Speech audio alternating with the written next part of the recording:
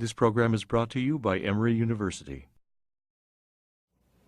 Jananam sukadam maranam karunam milanam maduram smaranam karunam kalavashadiha sakalam karunam samayadhipate akilam karunam.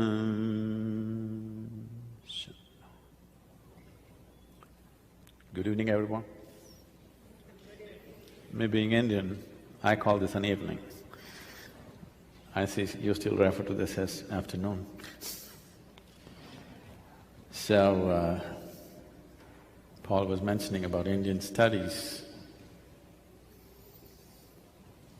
Even for academic purposes, I would say you cannot study what you are referring to as India. I'm not talking about India as a nation, but India as an ethos, what it represents. It's not something that you could study. At the least, you have to soak it in. At the best, you have to dissolve into it. There is no other way to know it. Because it does not represent any particular ideology, it does not represent any particular belief system, it is not a scripture, it is not a particular god. It is a complex amalgamation of a million different doorways through which a human being can attain to his ultimate potential. This is what always the land that was referred to as Bharat has always represented to the world. The political entity of India is a different situation right now, that's different.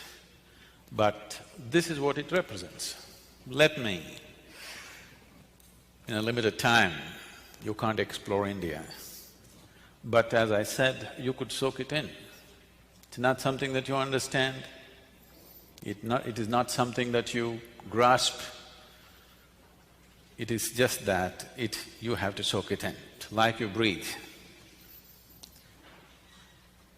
It is not because you understand that you have to take in oxygen and leave out carbon dioxide, your breath is happening. That is just the understanding is a consequence, not the reason why you're breathing. Similarly, this is just like that, because as inhaling oxygen and letting out what we don't want is a certain level of life process. What we're referring to as India is another level of life process. You have to just breathe it in and soak it in. If every cell in your body doesn't take the oxygen, it just won't live. It is just like that. If everything within you doesn't take another dimension of life into you, another dimension of life will not be alive in you. Only the physical, the psychological and the emotional will be alive. One will even deny that anything else exists because this is the nature of human experience. Whatever is not in your experience doesn't exist for you. Right now, I don't intend to insult the people who are up there, but right now, let's say right up there, there's a big gorilla sitting there, just about to pounce on you. You are not aware of it, it does not exist for you. Even if a dinosaur is sitting there, if you are not aware of it, it doesn't exist for you. Similarly, anything that we are not conscious of, it doesn't matter how big a dimension it is, how fundamental a dimension it is, If we are not conscious of it, it will not exist for us in our experience. Our life is essentially what we perceive. And what we perceive right now is fundamentally limited to the five sense organs. What you see, what you hear, what you smell, what you taste, what you touch. This is the life that you know. This is the world that you know. This is the universe which is in your experience. You could believe other things, but they are not a living reality for you. Belief systems can become very strong. What you believe in can become more real than the real in your experience, but that is purely a psychological experience, what you believe in. And if you work hard enough on you, we can make you believe in just about anything. You know that. Right from the day you were born, if I went on telling you, my little finger is God, if I raise this little finger, divine emotions will overflow within you, genuinely, not pretentious. If it is too bad for you, I can dress it up. Just we have to decorate it a little bit, then you were willing to believe anything if you are worked upon hard enough, isn't it? So what we believe in is of cultural significance, of geographical significance for certain areas of the world, but it is of no existential consequence. You can believe whatever you want. He was just saying, we have a center in Tennessee. I was speaking in Nashville a few years ago. I was just telling them a joke. In the joke, I referred to God as Him. Immediately a few ladies stood up, said, "Do you believe God is a man?" Whoa, whoa, whoa. I know where it's going. I was only telling you a joke. It doesn't matter, you said Him. Do you believe God is a man? I said, I was only telling you a joke. It doesn't matter. So now there is an argument going around in certain parts of America. Is God a man or a woman? In India, we have no such problems. We have a man god, we have a woman god, we have a cow god, we have an elephant god, we have a monkey, we have a snake, we have flying ones, crawling ones, creeping ones, every kind. Because it's a very wise culture, we foresaw all the future problems that may arise. Who knows?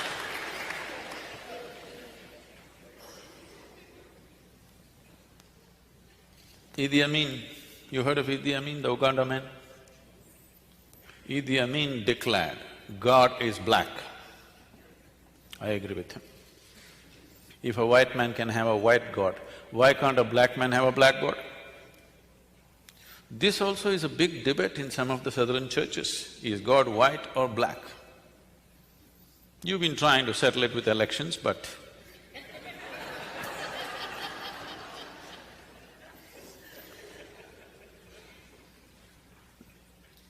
you people do not know whether God is white or black.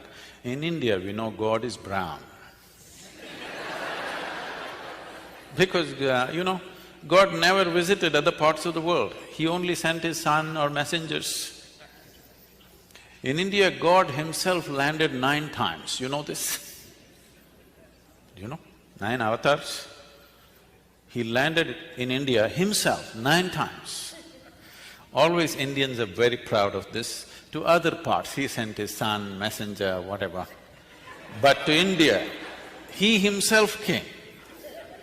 I keep reminding them, that is because He wanted to do the job hands-on with the Indians. He wouldn't trust His son or messenger. And He came 9 times and failed. Indians are not easy people.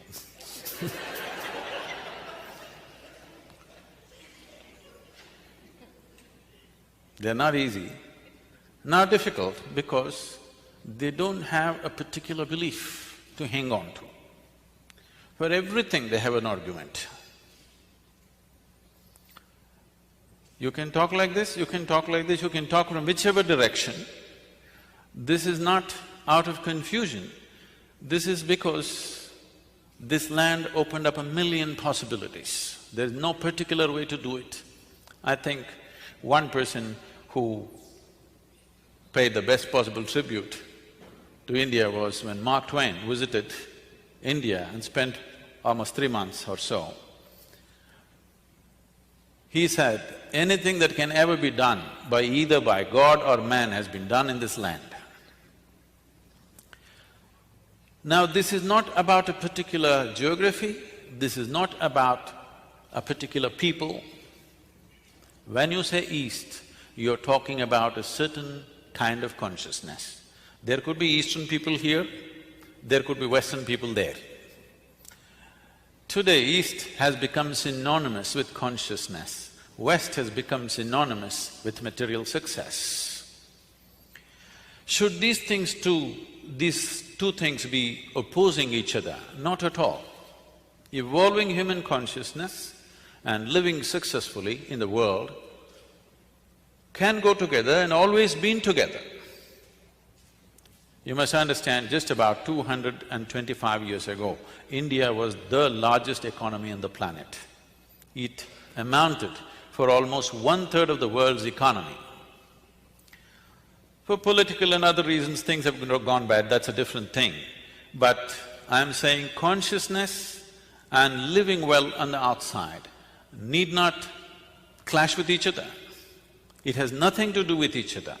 How you're outside and how you're within yourself are not connected. So how you're outside, I will leave it to you. How you want to be on the outside, I will leave it to you. But how you want to be on the inside, if you are given a choice, how you want to be within yourself, would you like to be pleasant or unpleasant? I want to hear that. Okay. Now that you want to be pleasant, what is pleasantness? If you become pleasant in your body, we call this health. If you become very pleasant, we call it pleasure. If you become pleasant in your mind, we call this peace. If you become very pleasant, we call it joy. If you become pleasant in your emotion, we call this love. If you become very pleasant, we call it compassion. If you become pleasant in your very life energies, we call this bliss. If you become very pleasant, we call it ecstasy. This is what you want within yourself, isn't it? No, I'm not interested in all this, I want to go to heaven. Why? Because the advertisements have always said that heaven is a very pleasant place. If from your birth they had told you, God lives in heaven but it's a horrendous place, do you want to go there? No, we will pray from here. We don't want to go there. So whatever you may be doing, whether you go to the temple or to the bar, you're still seeking pleasantness, isn't it? Yes or no? Hello? If your surroundings become pleasant, we call this success. So in what way surroundings being pleasant are opposed to inner pleasantness? Definitely not, they're not against each other. They go very well together. There is no need for people to think, if I have to be pleasant in the inward, I have to…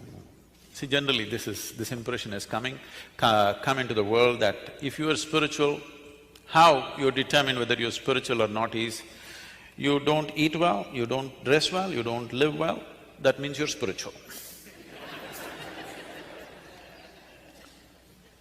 If you do everything badly, you must be spiritual.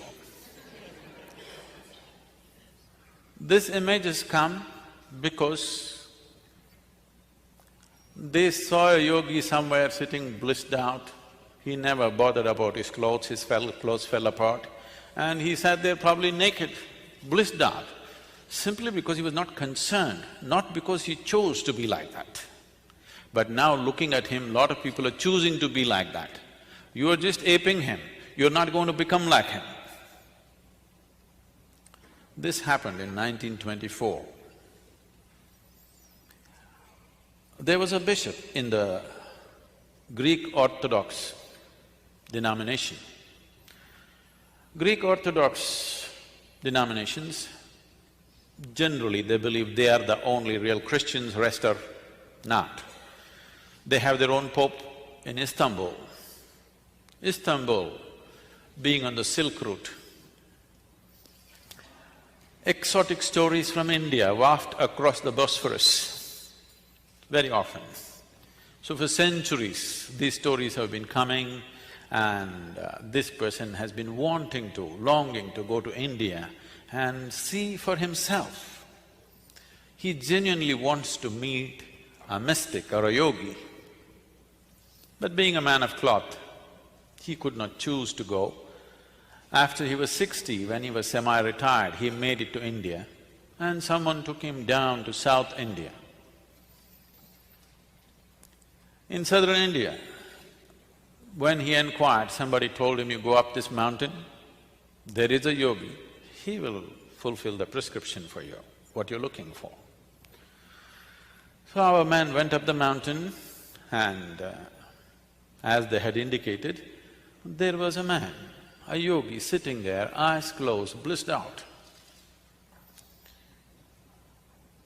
So he went and they had told him, if you see a yogi, you must prostrate. But he was not built for that. But managed to go down, scraping himself, making noises. And hearing all this commotion, the yogi opened his eyes and looked and smiled. So immediately the bishop asked, can I ask you a question? The yogi said, by all means. Now the bishop asked a profound question of his life. What is life? This is after 60. You should have asked this question at 8 or at least at 16. What is life? After 60, not bad you're asking sometime in your life. The yogi smiled, went into raptures and said, life is like the fragrance of jasmine upon the gentle spring breeze. The bishop looked at him and said, what? Life? Fragrance of jasmine upon the gentle spring breeze?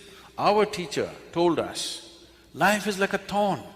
Once it gets into you, if you sit down it hurts, if you stand up it hurts, if you lie down it hurts. You're saying it is fragrance of jasmine upon gentle spring breeze? The yogi looked at him and said, well, that's his life. Essentially, the experience of life is caused from within. Pain and pleasure happens from within you. Joy and misery happens from within you. Agony and ecstasy happens from within you. Even light and darkness happens from within you. What is light for you is darkness for some other creature, isn't it? What is darkness for them is light for you. It is the way you're responding to the whole thing that it happens to you. So if everything is caused from within you, you're not convinced about this. Okay, do you see me? Yes. It's a question. Do you see me? Yes. Yes. Use your hands and point out, where am I? Ah, you got it wrong. You know, I'm a mystic from South India. Now this light is falling upon me, reflecting, going through your lenses, inverted image in the retina. Do you know the whole story? So where do you see me right now? Within yourself. Where do you hear me right now? Within yourself. Where have you seen the whole world? Within yourself. Have you experienced anything outside of yourself? Have you? Nothing has ever happened to you outside of yourself. The whole universe has happened only within yourself. The way it happens within you is the way you know it. You don't know it the way it is. You only know it the way it happens within you. It is all caused from within.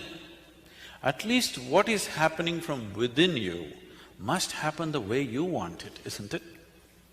What is happening around you, there are too many people involved.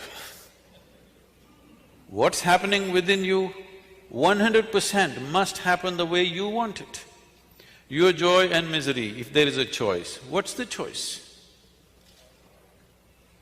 Your agony and ecstasy, if there is a choice, what is the choice? Pleasantness is the choice, isn't it? So why is it so much unpleasantness is happening in human experience? Because we never took charge of the inner dimension. We believe by fixing the outside, everything is going to be okay. In the last 150 years, with the advent of science and modern technology, we have fixed too many things on the outside. If you fix any more, there won't be a planet left. Yes? Definitely this has brought much convenience and comfort to our lives. In every way, we are the most comfortable generation ever. You agree with me? I know you have series of complaints about how things are not okay, but we are the most comfortable generation ever before on this planet, isn't it so? But we cannot say we are the most joyful generation on the planet, we are the most loving generation on the planet, we are the most blissed out generation on the planet, definitely not. We are complaining like crazy about everything, like never before. This is because we fixed the outside. Comfort and convenience has happened, well-being has not happened. If your interiority was handled by you consciously, you would definitely keep this in a blissful state. So is bliss the goal of life? No. Bliss is a necessary condition for life to flower to its full potential, otherwise it will remain constrained. See, if I happen to meet you when you're very happy, I'm sure you're a wonderful person. Yes or no? But if I happen to meet you when you're frustrated, angry, miserable, you could be a nasty person, isn't it? Yes or no? Is this a fact for everybody? You know, about 20% of our time, resource and energies are spent in the prisons in India, and we also attempted something here in the United States. Now, our programs are mandatory in all the South Indian prisons. People keep telling me, Sadhguru, why are you spending so much time with these criminals? We don't even get to see you, but you're spending time in the prison. I don't see any criminals. What I see is, everybody is in pursuit of their happiness.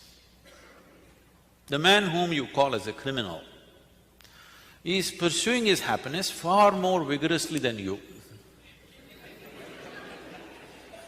Yes.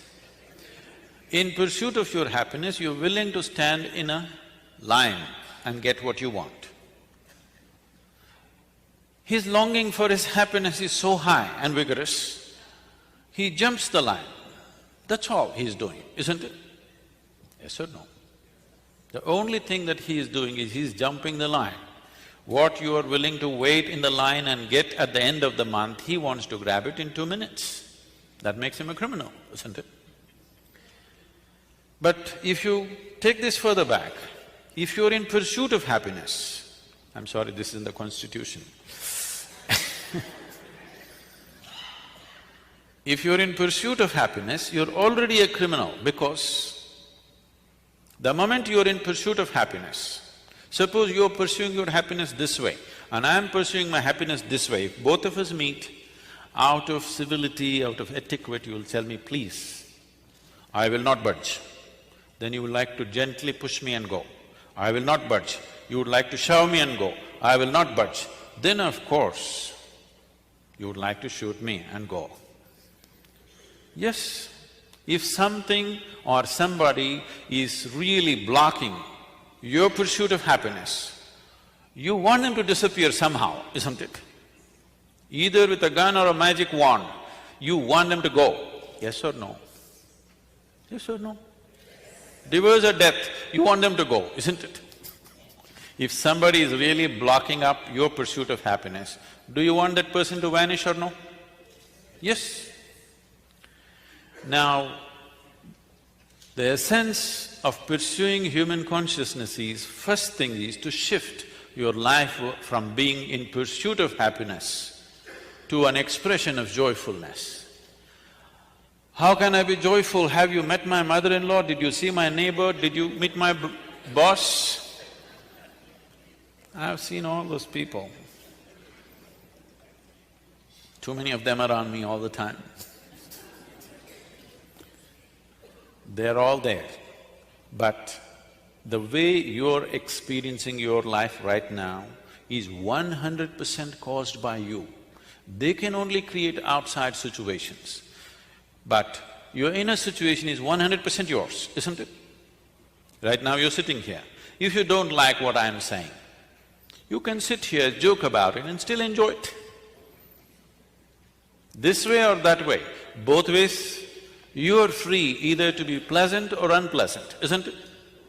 Yes or no? That is true in every situation. It doesn't matter where, whether you're up on the peak or down in the dumps, still what's happening within you is 100% yours. If you take charge of this, then you keep yourself blissful. Now your life becomes an expression of this blissfulness. There is substantial medical and scientific evidence that when you are feeling very pleasant, when you're joyful and blissful, your body and your mind function at its best. Success in the world is essentially determined by how well you can harness this physical body and the prowess of the mind. How successful you are in any sphere of life is essentially determined by this. Most of the time, you don't need an enemy. Self-help is doing great. A lot of people have read self-help books, how to screw up my life.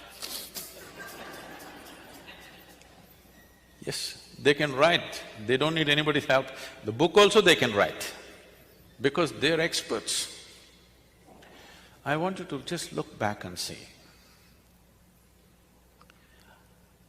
How many of you have at least had one 24-hour segment in your life, one single day, where full 24 hours, every moment of it went blissfully, not a moment of anxiety, agitation, irritation, anger, frustration, nothing, simply blissfully 24 hours. Very few people on the whole planet can raise their hands to this. You need to understand this. If one day did not happen the way you want it, understandable. If not even one day happened the way you want it, something fundamentally wrong, it's time to look at it, isn't it? Yes? It is time to pay close attention to this life. Why is it happening the way it's happening? Without taking charge of the mechanics of how life is happening within you, you're trying to somehow blunder through the world. If 10 people clap their hands, you're too happy. But that never even lasts for 24 hours at a stretch, isn't it? Yes or no? Other people's recognition, other people's expression of love, other people's gifts, other people's whatever, doesn't even last for 24 hours at a stretch. You went out today, somebody told you, oh, you are the most wonderful person on this planet. And you were floating on cloud, what number? Oh, you do only 9. In South India, we do 11. Whatever number cloud you were floating, and you came home and people at home told you who you really are.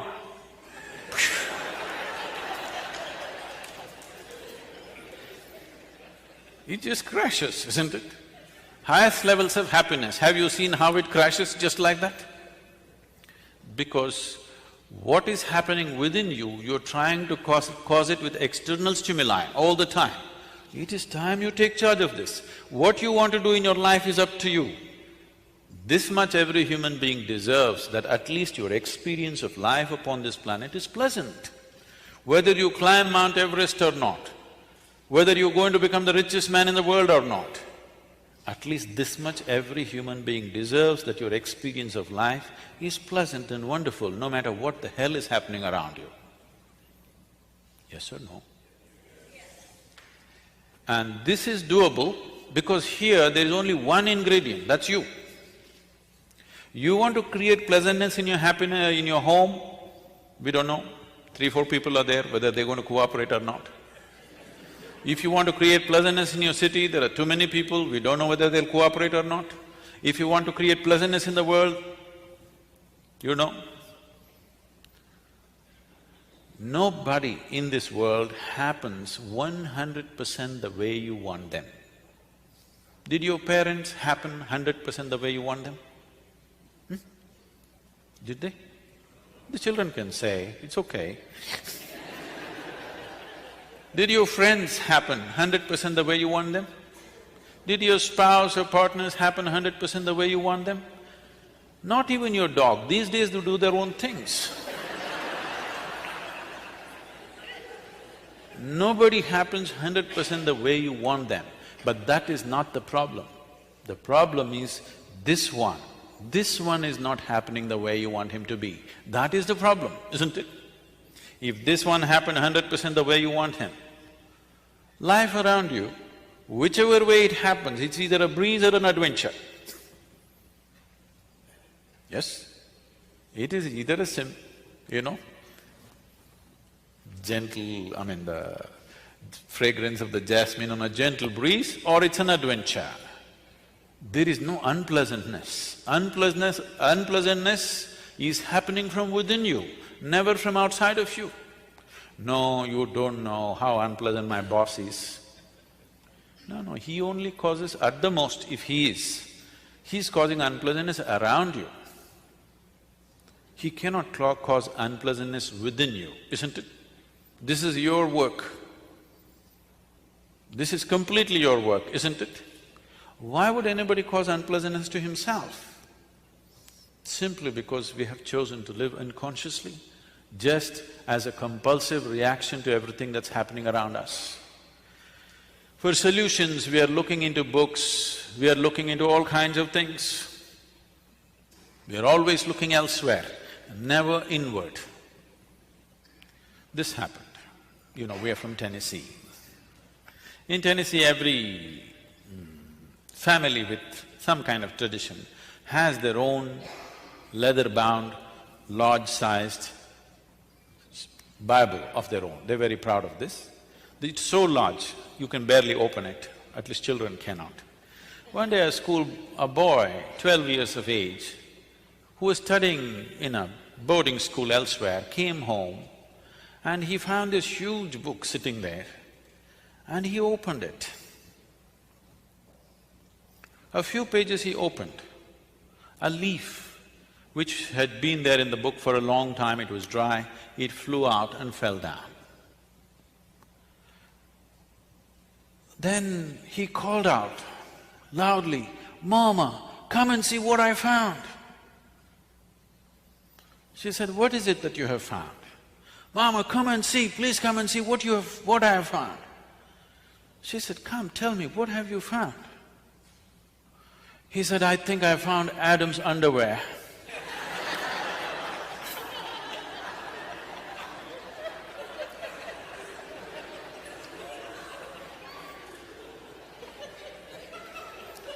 What is written there and how you perceive it is you, even now.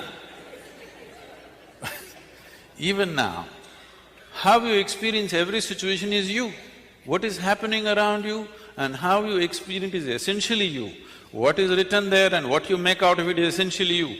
Just see, in the name of caste, creed, religion, race, nationalities, how much of a mess we have created on the planet. I'm sure every one of these things initially started with the greatest intention of human well-being, definitely. But just see what a mess we are. Simply because you can find an Adam's underwear in a book, you don't know what you will pick up. So, there is a way where there is no room for misinterpretation. That way is to turn inward, not to seek solutions outward. For outward things, you can seek outward solutions. For inner things, you seek inner solutions. Turning inward, what does it mean? Right now, as I earlier mentioned, the only way you can perceive is through five sense organs: seeing, hearing, smelling, tasting, touching. All these things are essentially outward bound. See, you can see what's around you. You cannot roll your eyeballs inward and scan yourself. You can hear this, but so much activity in this body, you cannot hear that. If an ant crawls upon this hand, you can feel it. So much blood flowing, you cannot feel it. In the very nature of things, sense organs are outward bound, but everything that you experience is happening from within.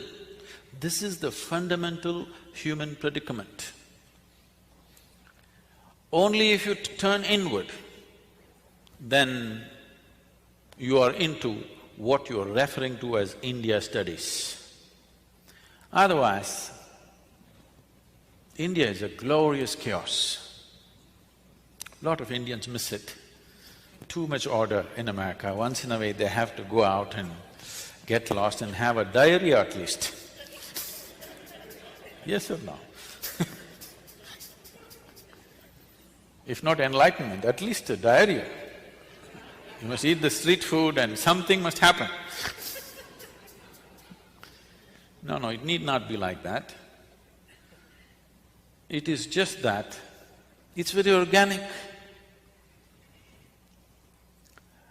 It is always depending upon touching the inner genius within every human being. It is not depending upon the organization of the outside, which can be very chaotic. For a person who has been born and brought up in Western societies, India could be bewildering and scary. But you will see, Indian people are so much at home with the chaos because it's so organic. Everything is happening because of the human being. If one human being stops being human for a moment, everything collapses. So you can't afford to be mechanical about your life. You have to be conscious, otherwise you cannot manage even simple things in home. Initially, this was created consciously. Over a period of time, other things have happened, unfortunately. Now, this whole process of looking inward, what does it mean?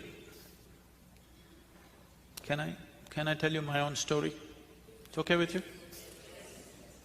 You're becoming very serious, it scares me. Shankaran Pillai came to United States.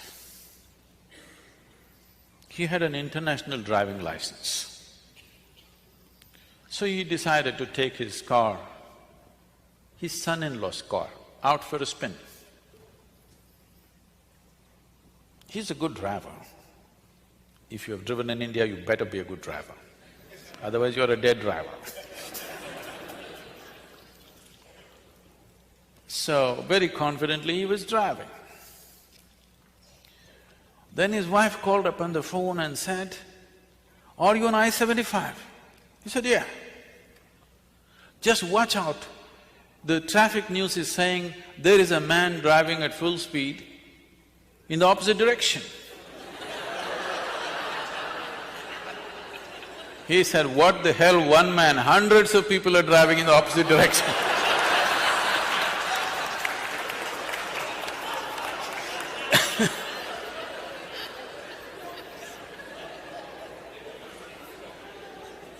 But he's very comfortable. So what does turning inward mean? This happened to me when I was just 3-4 years of age. Suddenly one day I realized, I don't know anything. I don't know anything means I don't know anything at all. If they give me a glass of water, I do not know what is water. When I say I do not know what is water, I know how to use it. I know if I drink it, it'll quench my thirst and so many other ways of using it. But I do not know what is water. Do you know what is water even today? With all this scientific exploration, you must understand, we have not understood a single atom in its entirety. We know how to use them. but we do not know what it is, even today. It is the only thing available in all the three states on the planet. 2/3 of the world, the planet itself is water, 2/3 of your body is water. If you want to look for life, you look for water. A drop of water means you think life is possible. It's the very basis of your existence on this planet. But you do not know what it is. So they give me a glass of water, I keep staring at this for 3-4 hours at a stretch. If I find a leaf, I will stare at it 5-6 hours. I sit up in my bed, staring at the darkness for the whole night. My dear father, being a physician, started thinking I need psychiatric evaluation. This boy is just staring at something or the other, unblinking for hours on end, he's lost it. My problem is, I look at this, I do not know what is this, how to shift my attention to something else, I'm just stuck to it, paying attention to it. In this condition, they sent me to school. I went to school and my mother told me, you must pay attention to the teacher. I went and paid attention. The kind of attention they would have never received in their life. Initially, I understood the words that they were speaking. After some time, I realized they're only making sounds. I am the one who's making up the meanings in my head. Even now, see, I'm only making sounds. Because you presume you know English language, you're making up the meanings. A language is a conspiracy between two people. Yes? Suppose I start talking in a language that you do not understand, it will be just sounds. Even now I'm only making sounds, you're making up the meanings. And there is a code book for this conspiracy called a dictionary. So I realized I'm making up all the meanings in my head, and I stopped making up the meanings. Just the sounds. These teachers come and keep on making sounds. The problem with most people is, the moment they cannot understand, they will not pay any attention.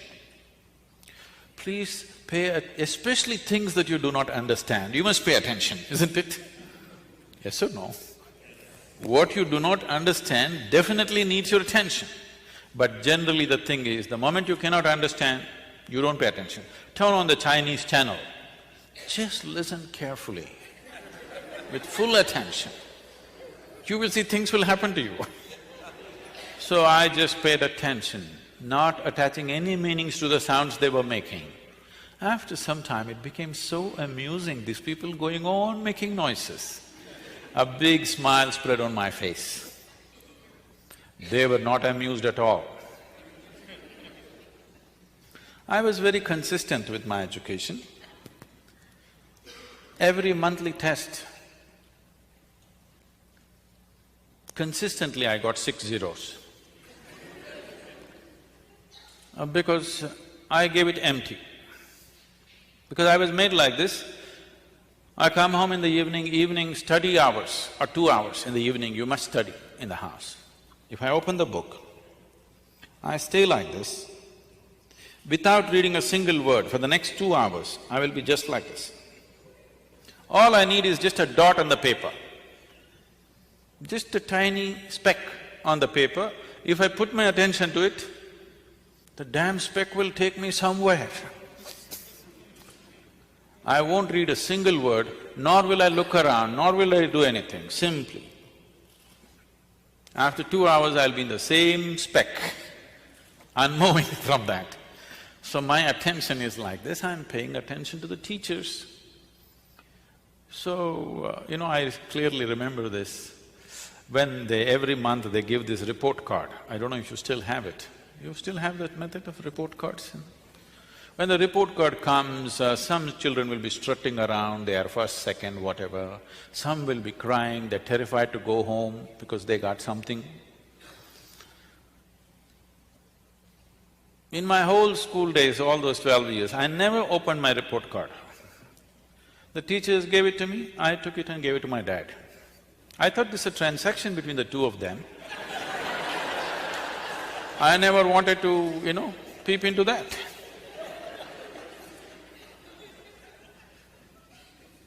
And I never was retained in any class, I always went on. About 4 years ago, this school where I studied over 4 decades ago, they came to invite me for their 125th anniversary of the school. They were inviting all the prominent alumni. They came to invite me. I said, "See, please, why me?" I was not just a not good student, I was not even a student. Don't take me back to the school. They said, "No, our school has produced federal ministers, our school has produced film stars, our school has produced cricketing stars. You are the only mystic, you have to come."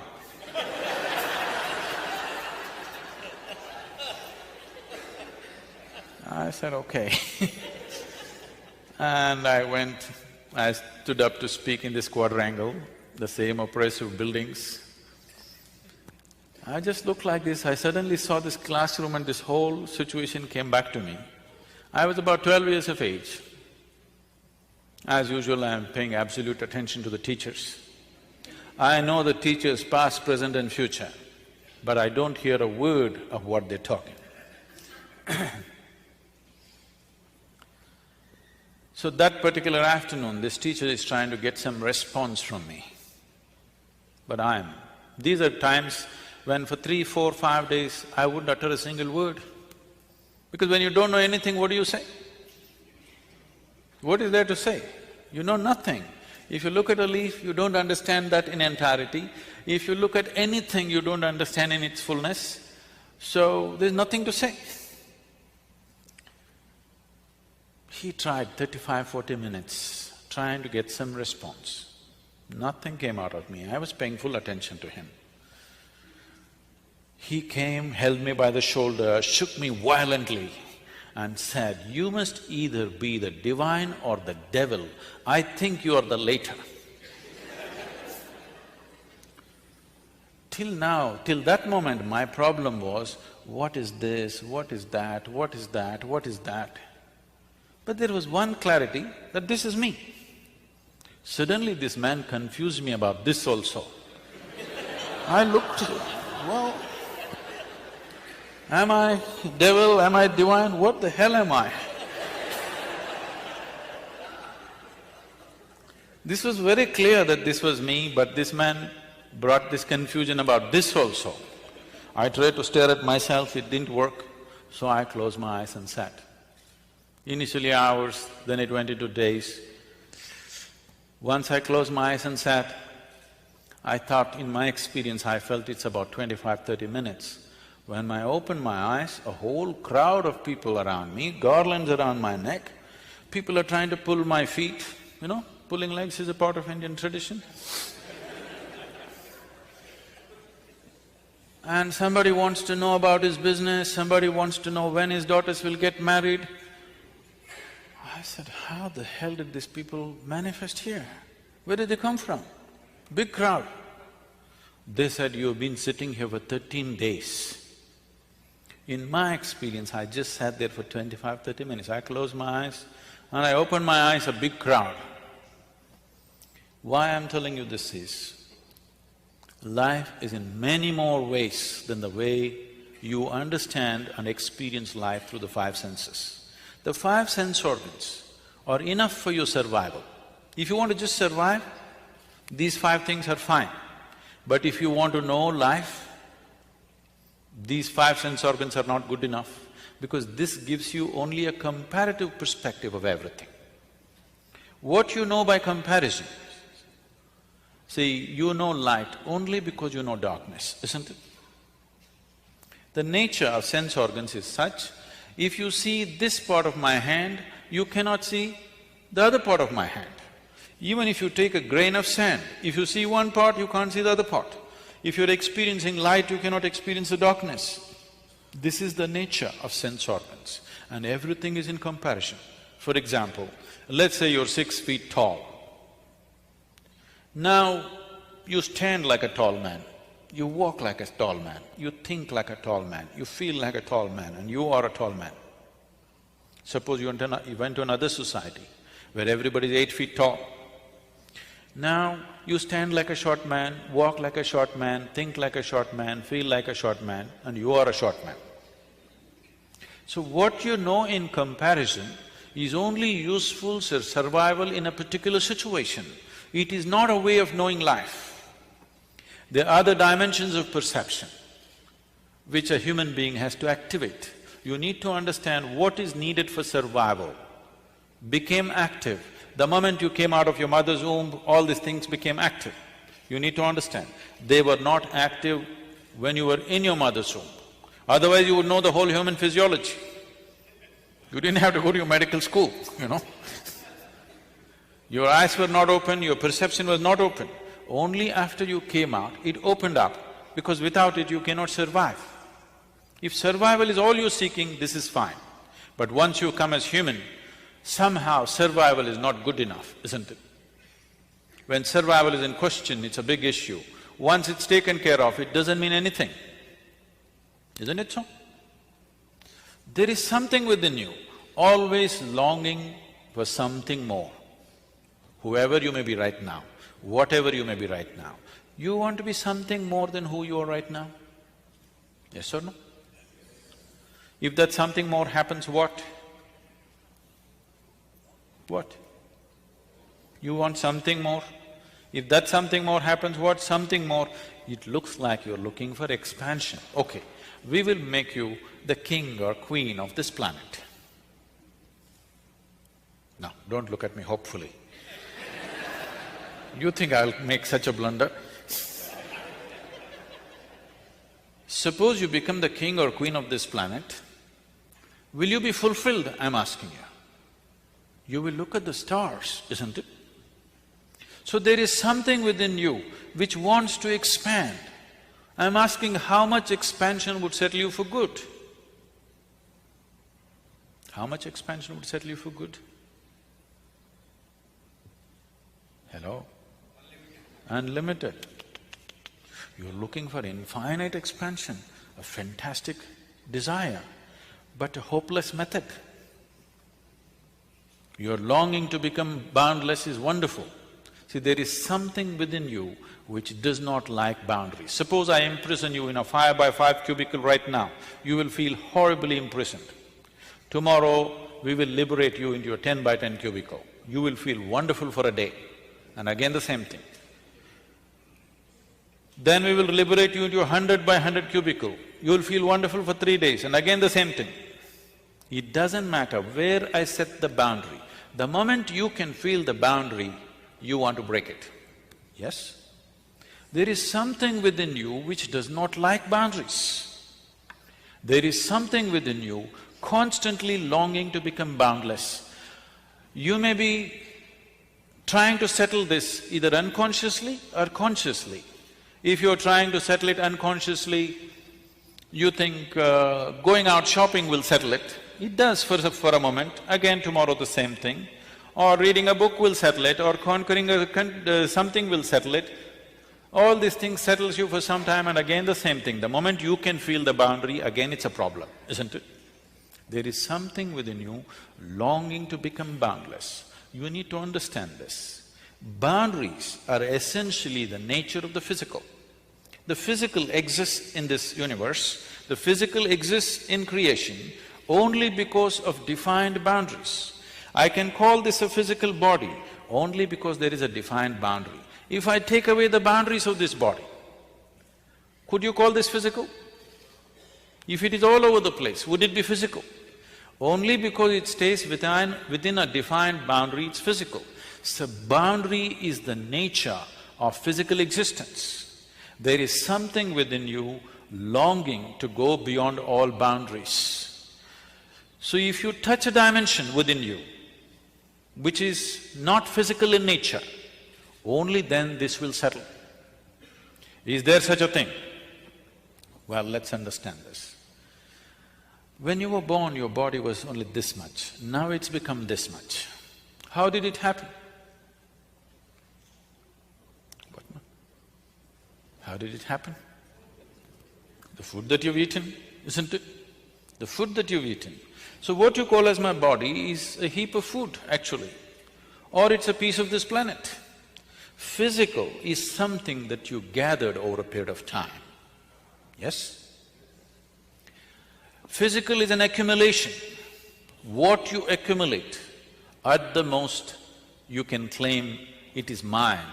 It cannot be you, isn't it? It can be yours, it can never ever be you. It can be mine, it can never ever be me, isn't it? What you gather can belong to you, cannot become you. But right now, you are so identified with things that you have gathered, not only in the body, in the mind. Your mind is a heap of impressions that you have gathered.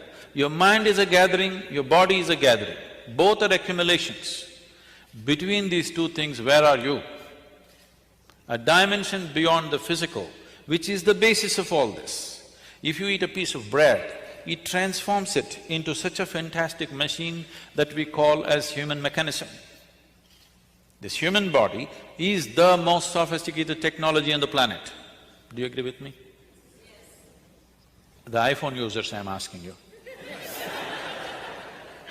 Because I see you so deeply engrossed in it, you seem to think it's more than the eye. Now, this is the highest level of technology found on the planet. Everything else is a small imitation of this, isn't it? And with what are you manufacturing this? With a piece of bread, with a carrot, with an apple, with whatever you eat.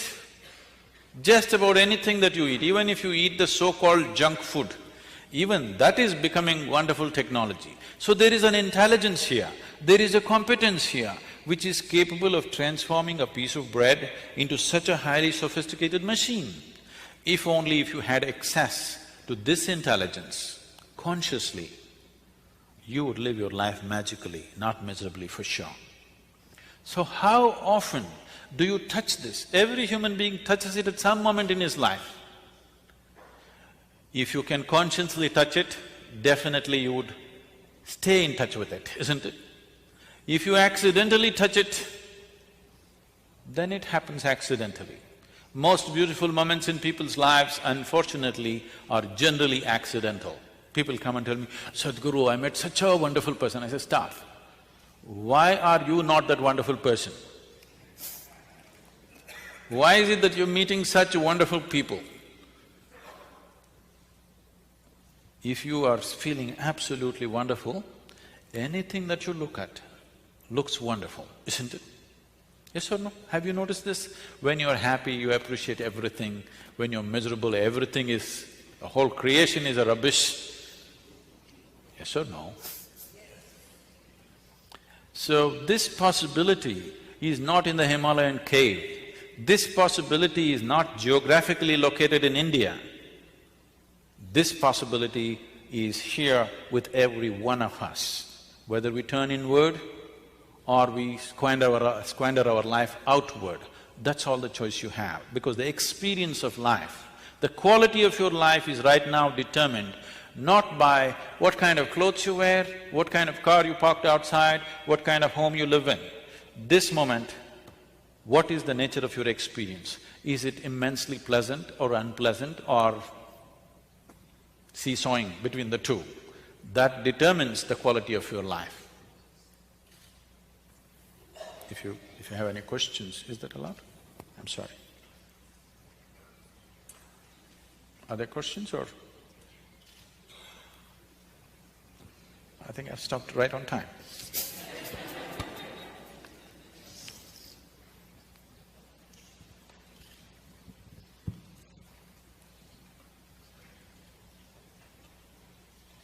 Please. Please take the microphone.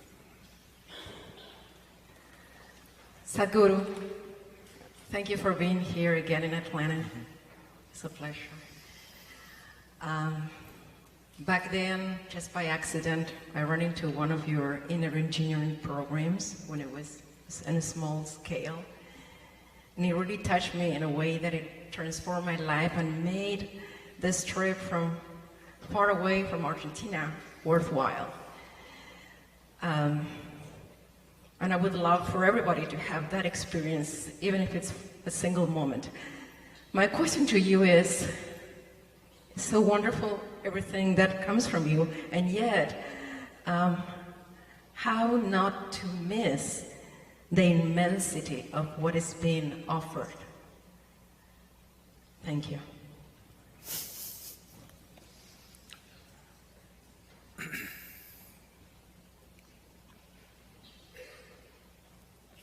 See, the biggest mistake that the larger part of humanity has made is, they think all the great things are up there somewhere. When actually, you're not even capable of knowing which is up and down. You know the planet is round? Yes? You're sitting on a round planet, not even on the North Pole. You're Argentina. Being in the southern hemisphere, you should have fallen off long time ago. At least we got a foothold up here. And the damn thing is spinning on top of it. So, if you look up, you're invariably looking up in the wrong direction. Yes or no? Are you capable of knowing in this cosmos which is up and which is down? Is it somewhere marked this side up? Are you capable of knowing? I'm asking you.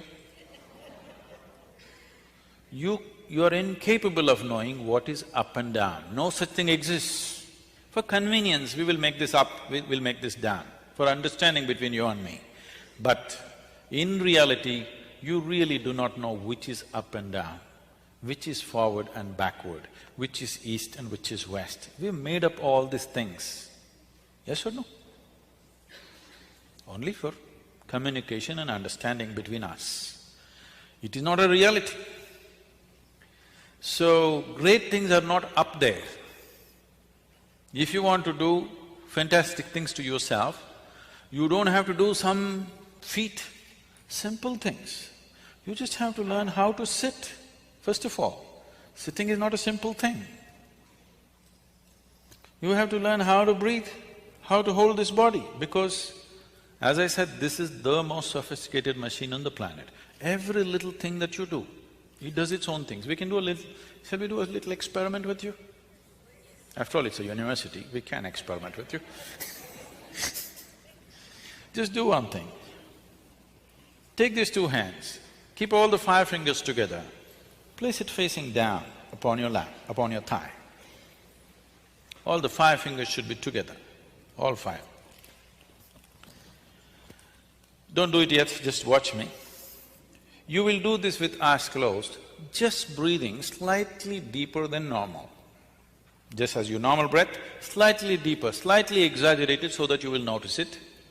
And as you're doing it, I will say switch. When I say switch, without breaking the rhythm of your breathing, just turn this over this way. Continue to breathe. When I say switch again, get back here. In these two positions of the hand, something about your breath will change. You must notice how the air fills up into your lung, or where is the maximum expansion and contraction. Just notice this. Something about your breath will change and you must tell me what changed, okay? For you to notice this, for you to be able to notice this, one thing is your spine should be erect. That's not possible if you've been trained to sit on the American cushions. You can only sit like this. I like this chair. I think the chapel is making sure everybody's awake here. And your spine should be erect, your eyes should be closed, your mind should be focused on the breath. If you do these 3 things, you'll distinctly notice this. All 5 fingers together, close your eyes, breathe slightly deeper than normal and notice where the maximum expansion and contraction is.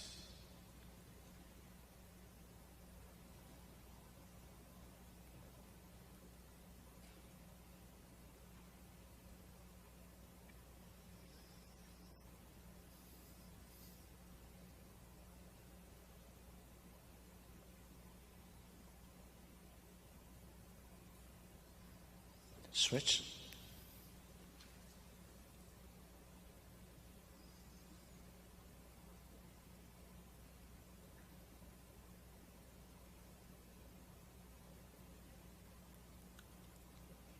Switch again.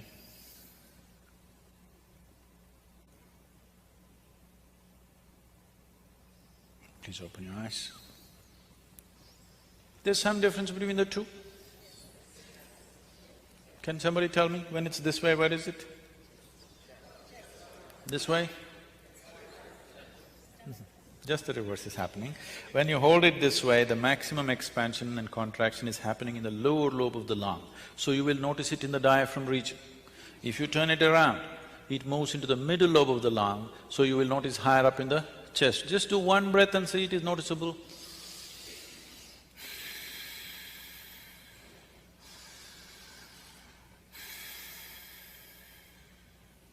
Is it so? So just turning your hand over, the very way you breathe is altering itself. It's not just about the breath, the very way the fundamental life energies are functioning is altering itself simply because you turn your hand over. How many times in a day, unconsciously, are you doing this? Whatever anybody asks. In India this means no, no, no, no, no, no, no. Now you're setting your energies into turmoil and hoping to be peaceful. Life doesn't work like that. Unless you do the right things will not happen to you. Now what is being referred to as inner engineering or what is largely known as yoga? When I use the word yoga, I hesitate and avoid using this word in United States because yoga means they think something Zumba and some gymnastic stuff. Like we get… in India we get all your B grade and C grade movies. Just like that, you get some things like that from India.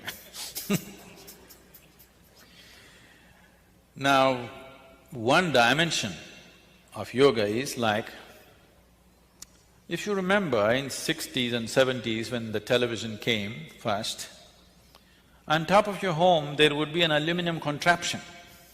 Now it's become much more sophisticated, otherwise there would be aluminum tubes hanging like this. You're just watching your favorite program, suddenly your television goes boop, boop, boop.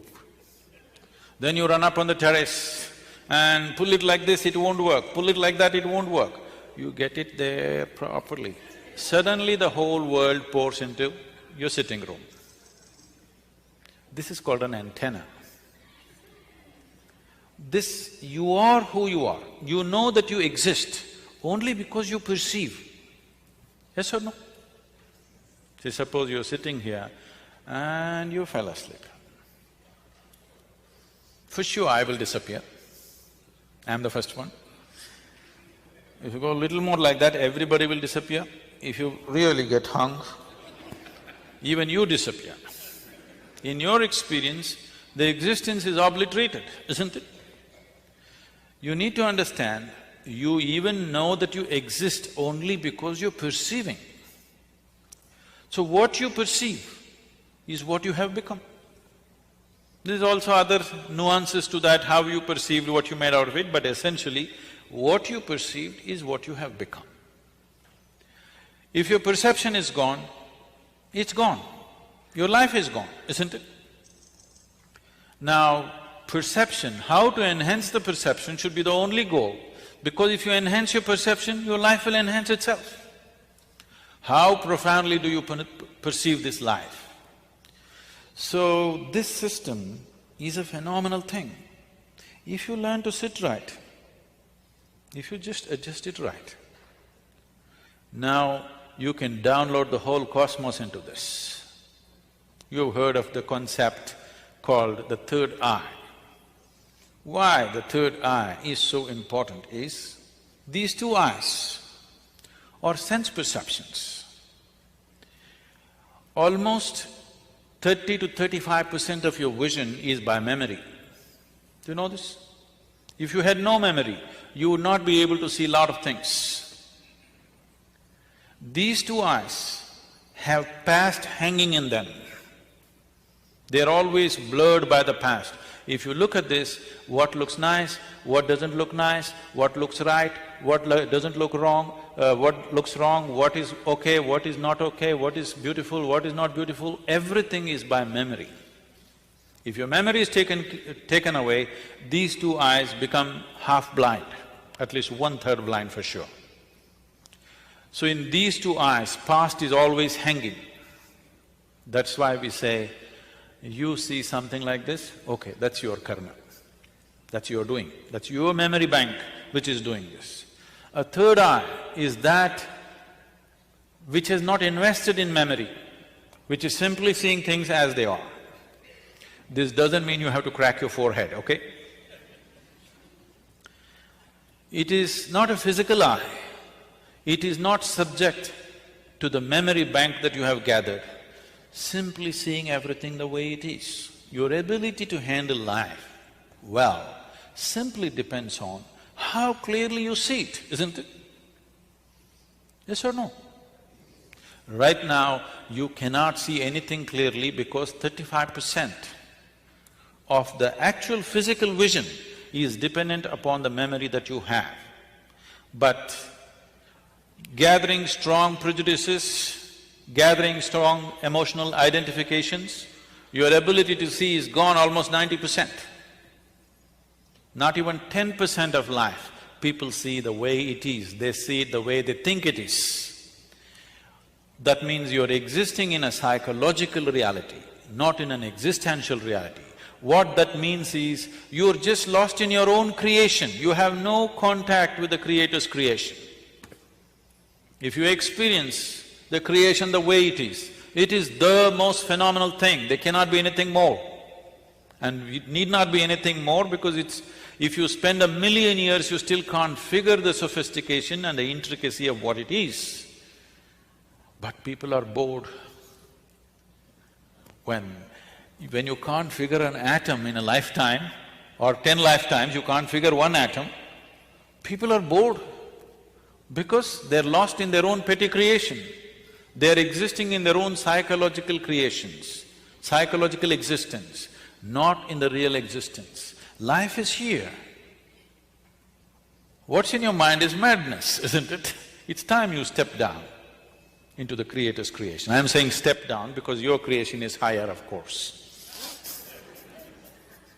Otherwise, why would you dwell there?